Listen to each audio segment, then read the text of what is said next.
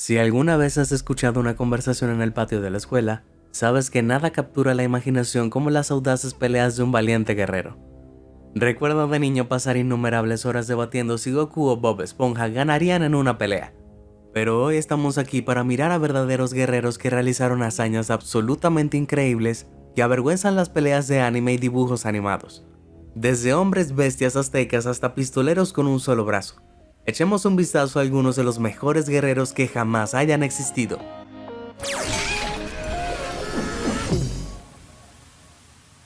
William Marshall. Nos gusta imaginar a los caballeros medievales como valientes guerreros, anhelando la emoción de la batalla contra dignos enemigos. Sin embargo, en realidad la mayor parte de su tiempo no lo pasaban chocando espadas con adversarios amenazantes, sino derribando a desventurados campesinos que apenas podían blandir una espada. No es exactamente heroico, ¿cierto? Sin embargo, las justas requerían verdadera habilidad. Estas competencias permitieron a los caballeros experimentados enfrentarse a oponentes igualmente feroces para determinar quién era el más duro. Y en la Inglaterra del siglo XII no había nadie mejor que William Marshall. Nacido alrededor de 1146, Marshall fue secuestrado a una edad temprana por rebeldes que esperaban extorsionar a su padre. Sin embargo, el padre de Will no estaba jugando y les dijo: "Adelante, cuélguenlo. Puedo forjar mejores hijos". Sintiendo la incómoda dinámica familiar, el pobre William fue liberado sin incidentes.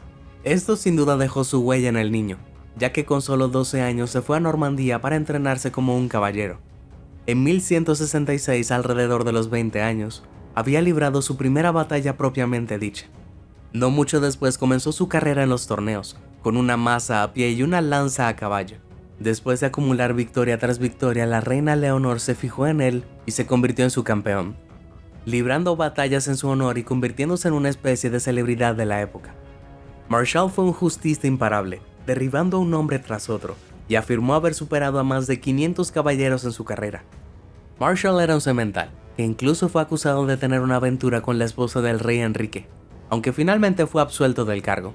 Demostrando que no se puede mantener a raya un verdadero imbo, Marshall se casó con un miembro de la realeza a los 42 años y se convirtió en el primer conde de Pembroke. Se convertiría en el único hombre en derribar al rey Ricardo Corazón de León de su caballo. Esto debe haber impresionado al rey, ya que en su lecho de muerte Ricardo le confió a Marshall la tarea de elegir a su sucesor. Siempre valiente, Marshall continuó cabalgando hacia la batalla hasta la madura edad de 70 años bajo el rey Juan, el hombre que eligió para gobernar. Tal vez después de todo eso finalmente se ganó el respeto de su padre. La reina pirata. ¡Yar! ¡Basta de terrorismo terrestre, marinero de agua dulce! Lo siento, solo estoy emocionada de hablar sobre piratas. En concreto de Qin Shi, la reina pirata. Nació en la pobreza en 1775 en la provincia china de Guangdong. Después de una juventud difícil, fue secuestrada por Zheng Yi, capitán de la infame flota pirata Bandera Roja. Sin embargo, enamorado de su belleza e ingenio, le pidió su mano en matrimonio. Pero Qin Shi no fue fácil de convencer. Ella le hizo firmar un acuerdo prenupcial pirata que le otorgaba la propiedad del 50% de sus ganancias y una parte de su flota. Después de casarse, Qin Shi sorprendió a todos con una aptitud para la piratería. Supervisó redadas, planeó ataques y se metió en la acción. Bajo su mando, la Bandera Roja creció de 200 barcos a más de 1800 en tan solo unos pocos meses. La razón de esto, si me perdonan el juego de palabras, es que Qin Shi manejaba un barco estrecho. Ella reescribió su código otorgando a los compañeros de tripulación más libertad, pero castigos mucho más severos para la desobediencia. Cuando Zheng Yi murió en 1807, Qin Shi se hizo bajo cargo. En su liderazgo la flota se volvió imparable, acumulando una inmensa riqueza y ejerciendo un poder sin igual sobre los mares chinos. Pronto se hizo evidente que la perspectiva de Qin Shi se parecía mucho a la de Spider-Man. A mayor poder, mayor responsabilidad. Los piratas encontrados acaparando el botín perdían partes del cuerpo igual por igual al crimen cometido, y los que protestaban eran asesinados en el acto. Además, codificó protecciones para los enemigos que se rindieron. Esto permitió que sus números crecieran exponencialmente. Después de todo, tenía mucho más sentido que los marineros se rindieran y potencialmente se unieran a ella que morir luchando. Si bien el gobierno chino estaba aterrorizado por Qin Shi, sabían que tenían que hacer algo. Eventualmente, la flota de la Bandera Roja se enfrentó al poder atronador de la armada mandarín de la dinastía Qing y los diezmó en unas pocas horas. La derrota fue tan contundente que presionó al emperador. Él le ofreció un trato ridículo. A cambio de renunciar, se le otorgaría amnistía total por sus crímenes, el derecho a quedarse con todo lo que había saqueado y la capacidad de seguir operando sus negocios legítimos. Sabiendo que la vida de un pirata inevitablemente termina en derramamiento de sangre, Qin Shi aceptó el trato. Ella disolvió la bandera roja y se retiró a una vida de lujo. Esto probablemente la convierte en la pirata más exitosa de la historia. Toma eso, Jack Sparrow. Leónidas. Es posible que reconozcas a Leónidas I por la interpretación aceitosa y brillante de Gerard Butler en la película de acción 300 de Zack Snyder. Sin embargo, Zack no fue el primero en retratar a Leónidas de esta manera. Mira esta pintura de 1814. ¿Tenía Leónidas alguna ropa además de un suspensorio? Tal vez solo quería mostrar su cuerpo a otros espartanos. Después de todo, estos tipos eran rudos. Los espartanos, que existieron entre el 900 y el 132 a.C. en la antigua Grecia, eran un pueblo notoriamente duro y belicoso. Desde la edad de 7 años, los niños espartanos fueron sacados a la fuerza de sus hogares y comenzaron el agoge, un régimen de entrenamiento militarista patrocinado por el Estado, diseñado para convertirlos en soldados imbatibles. Aquí la comida escaseaba, se fomentaba la lucha y, dado que se esperaba que todos los hombres espartanos fueran soldados de por vida, el concepto mismo de rendición se consideraba la mayor desgracia. Leónidas, aunque era de la realeza, no fue una excepción. Él, como muchos otros, sobrevivió el agoge, pero nunca esperó gobernar. Su medio hermano Cleómenes era rey originalmente, pero después de volverse loco, la corona recayó en él. Y vaya que heredó un gran lío. En 480 a.C., los persas, dirigidos por el astuto rey Xerxes, estaban en guerra en Grecia. Muchas ciudades-estado griegas ya se habían sometido al abrumador número de Xerxes, pero no Leónidas. Cuenta la leyenda que en la batalla de Termópilas, Leónidas y solo 300 espartanos se defendieron con éxito de 2 millones de persas en un estrecho paso de montaña durante 3 agotadores días. Si bien todos los espartanos finalmente fueron asesinados, su sacrificio reunió al resto de Grecia en acción, y finalmente repelió a las fuerzas persas. La historia es heroica, inspiradora y genuinamente increíble, porque no es completamente cierta. Si bien el hecho de los 300 espartanos no es falso, está omitiendo un dato importante. Los espartanos no estaban solos. Leónidas se había aliado con varios otros estados griegos antes de la batalla, que apoyaban a los espartanos. Lo sé, lamento ser el aguafiestas, pero en realidad había alrededor de 7.000 soldados en el lado griego y entre 100.000 y 300.000 en el lado persa. Sin embargo, esto sigue siendo una increíble victoria griega. Con esos números, los persas superaban en número a los griegos entre 14-1 y 42-1. Imagínate parado bajo la lluvia rugiente, lanza y escudo en la mano y que te digan que solo tienes que derrotar a 42 soldados. En mi cuenta, eso todavía hace de Leónidas un guerrero bastante destacado, sin exagerar. Chandragupta Maurya. Algunas personas dicen que la venganza es un plato que se sirve frío. Nuestro próximo guerrero, Chandragupta Maurya, preferiría que se sirviera con la punta de una lanza en la sala del trono de sus enemigos. En el siglo IV a.C., la India estaba gobernada por el cruel rey Nanda, con quien ni siquiera Alejandro Magno quería meterse. Sin embargo, a pesar de su poder militar, Nanda estaba preocupado por la creciente fuerza del clan subordinado Maurya. Cuenta la leyenda que una noche invitó a la familia a su palacio a cenar, solo para encarcelarlos a todos en su sótano. Mientras los Maurya morían de hambre, su patriarca les hizo jurar que, si alguno de ellos sobrevivía, destruiría a Nanda. Eventualmente solo quedó el joven Chandragupta. Para burlarse aún más de la otrora prestigiosa familia, Nanda liberó al debilitado niño a una vida de miseria. Habiendo perdido todo, Chandragupta se resignó a la pobreza, hasta que fue descubierto por el sabio de pelo largo Chanakya. Chanakya había sido insultado por Nanda en su corte y juró no cortarse el cabello hasta vengarse. Y el cabello de este tipo era largo. Juntos los dos hicieron un juramento de sangre para derrotar a Nanda. Si bien se debate la legitimidad histórica de esta leyenda, la conquista del dúo es innegable.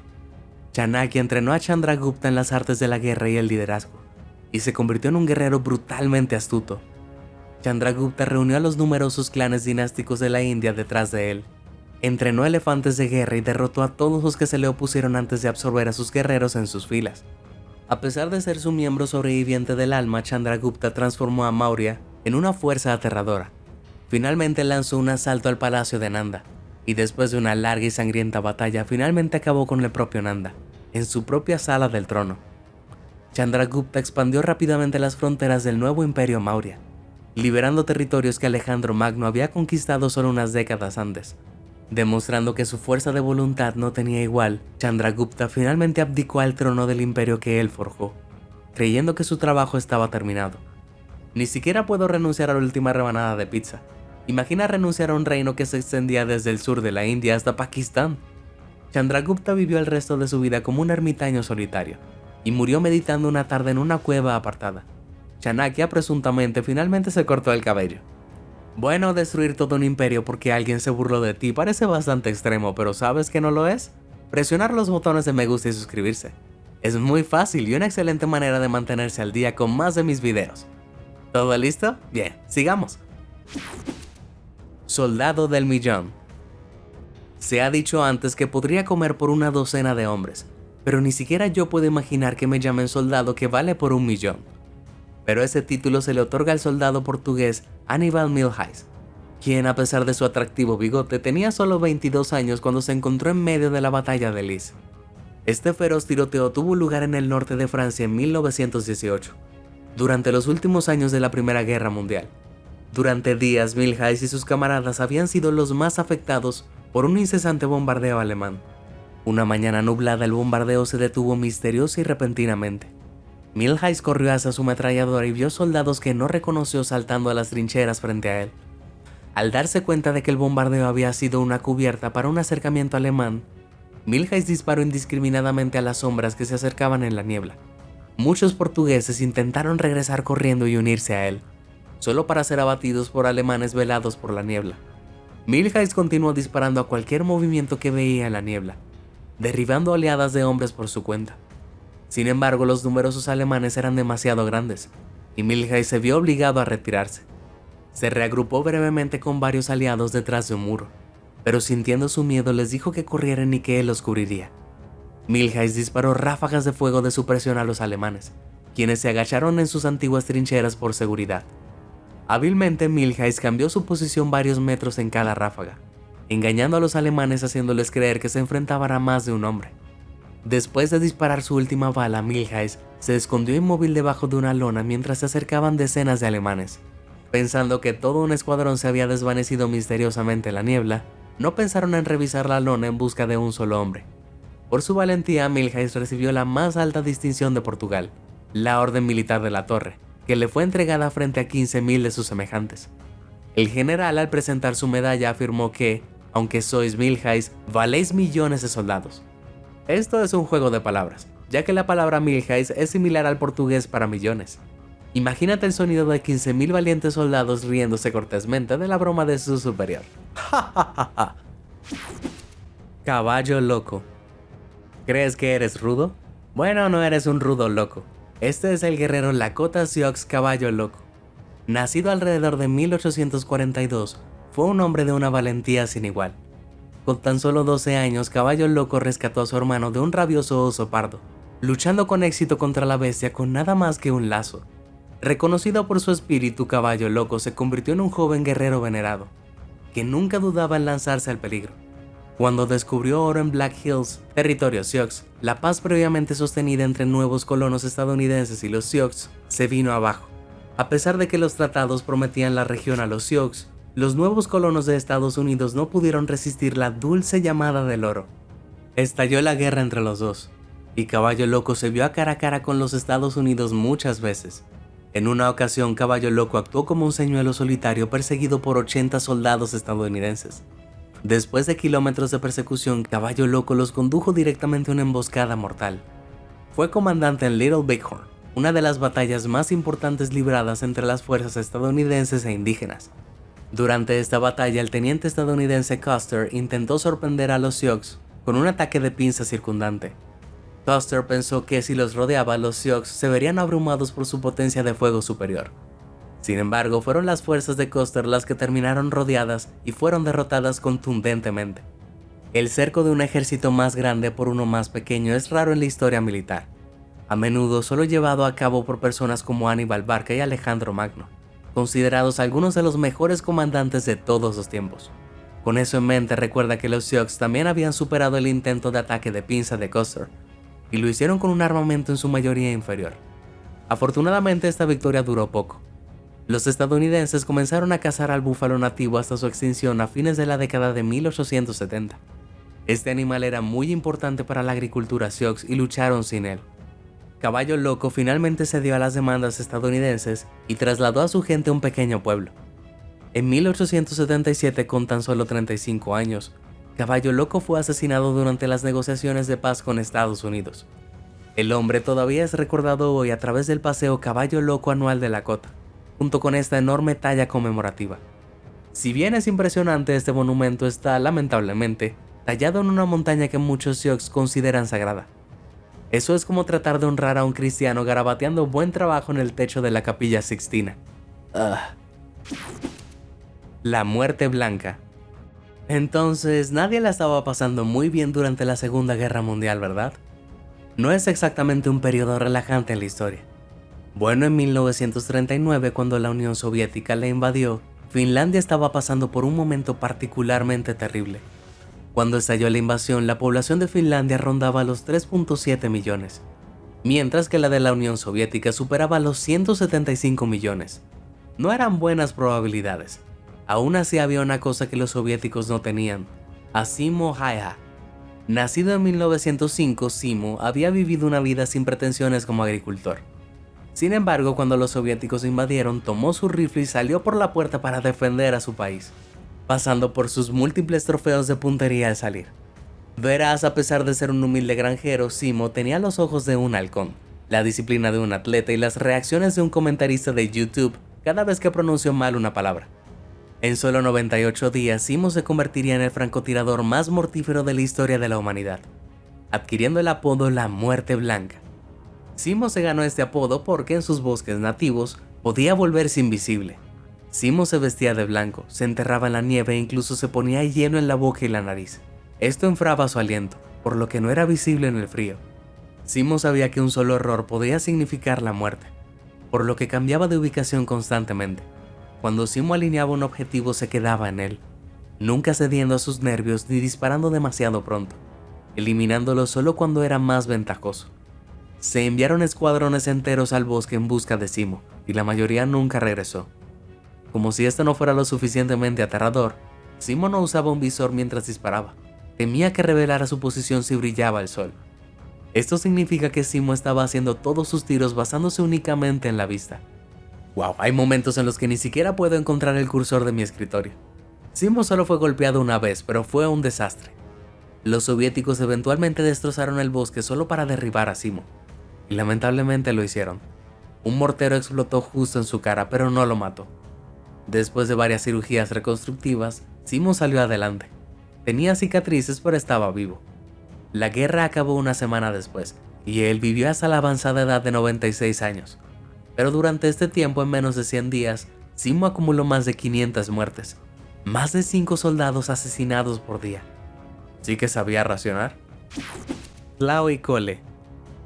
Algunas personas quieren morir en paz cuando duermen. Otros quieren ir destrozando guerreros águilas aztecas. Ambas formas tienen sus méritos. Conoce a Tlahuicole, un guerrero centroamericano nacido en 1497 en la tribu Tlaxcala. Y según las representaciones antiguas, también era una absoluta bestia de hombre. Tlahuicole fue capturado defendiendo a su tribu y llevado ante el emperador azteca Moctezuma I. Moctezuma le dio una mirada y, temiendo su ira, ordenó su liberación. Tlahuicole rechazó esta oferta, afirmando que la vergüenza de ser capturado vivo deshonraba su hogar y que nunca podría regresar. Impresionado y un poco asustado, el emperador le ofreció un trato.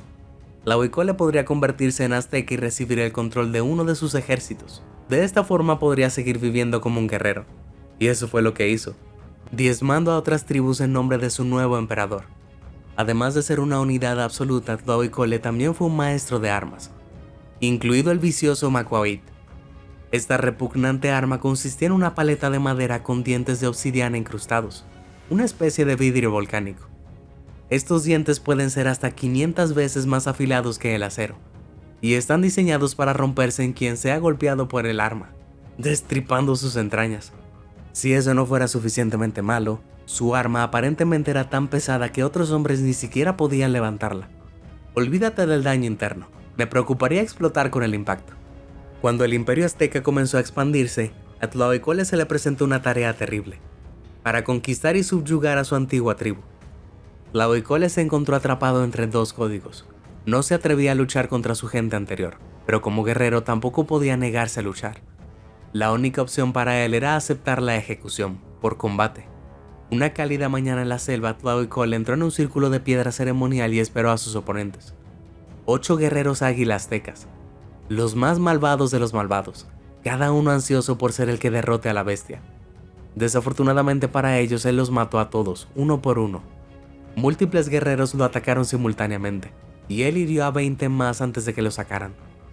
Luego el corazón de Tlaohcole fue sacado de su cuerpo y los aztecas lo trataron como un artefacto de poder venerado. Me quedaré con la cremación, gracias. Black He-Man. Si me preguntas quiénes son las personas más rudas de la Tierra, se me ocurren algunas respuestas. Culturistas, cazarrecompensas, youtubers que desafían a otros youtubers a peleas de boxeo, y la lista continúa. Con todos ellos en mente, todavía no creo que haya nadie más duro que el Gurkha. Estos guerreros nepalíes han sido algunos de los soldados de élite del ejército británico durante más de 200 años.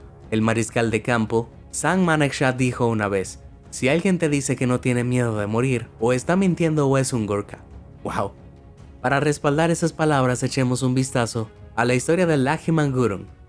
Gurung y su batallón estaban asentados en Birmania en 1945, hacia el final de la Segunda Guerra Mundial. Las fuerzas japonesas estaban cada vez más desesperadas a medida que la guerra llegaba a su fin, y la misión de los Gurkhas era detener su avance hacia Tongda. La primera noche, Lakhiman estaba de guardia, lejos del campamento de su camarada. De repente, 200 soldados japoneses lo sorprendieron con un avance repentino sobre Tongda. Se anunciaron lanzando 3 granadas a la trinchera de Gurung. Actuando rápido, Gurung recogió cada granada y las arrojó hacia atrás. 1, boom. 2, boom. 3, boom. Trágicamente llegó demasiado tarde el tercero, borrando su mano.